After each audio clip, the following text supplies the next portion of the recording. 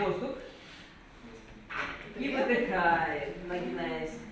«Будь активным, встань с рабочего места» – таков девиз праздника в честь Всемирного дня охраны труда. Его отмечают 28 апреля. По этому случаю в стране проходит ряд оздоровительных мероприятий, научно-практические конференции, круглые столы, тренинги. Медики городской поликлиники Назрани вовлекли в производственную гимнастику прямо на рабочем месте сотрудников Министерства автомобильных дорог. Рассказали и о том, как нужно соблюдать баланс, чтобы не переутомляться. Соблюдая здоровый образ жизни, это значит, вы правильно питаетесь, это сбалансированное правильное питание, это утренняя гимнастика или зарядка, это плавание 2 раза в неделю, это пешие прогулки, не менее 40 минут в день каждого.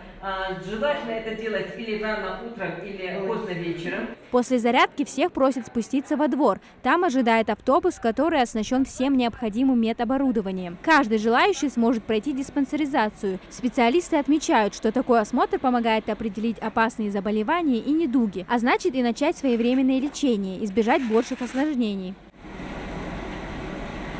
В Японии существует термин «кароси», который означает «смерть от переработки», делится интересным фактом врачи. С 22 по 28 апреля проходит неделя популяризации лучших практик укрепления здоровья на рабочих местах. В ее рамках врачи напомнили, что в возрасте от 18 до 39 лет диспансеризация положена раз в 3 года, а уже после 40 врачи рекомендуют проходить ее ежегодно. Мы проводим эту диспансеризацию и профосмотр. Значит, здесь это выявление и настороженность на выявление онкологических заболеваний. Мы проверяем это рост, вес, это называется антропометрия. Вычисляем индекс массы тела, измеряем артериальное давление, измеряем холестерин, сахар, окружность талии и даем краткое индивидуальное профконсультирование для каждого, кто проходит эти мероприятия. Если есть какие-то подозрения, медики направляют пациентов уже на дальнейшее доп. Обследование в городскую поликлинику. В рамках этой акции врачи уже уведомили немало жителей о риске развития у них опасных заболеваний,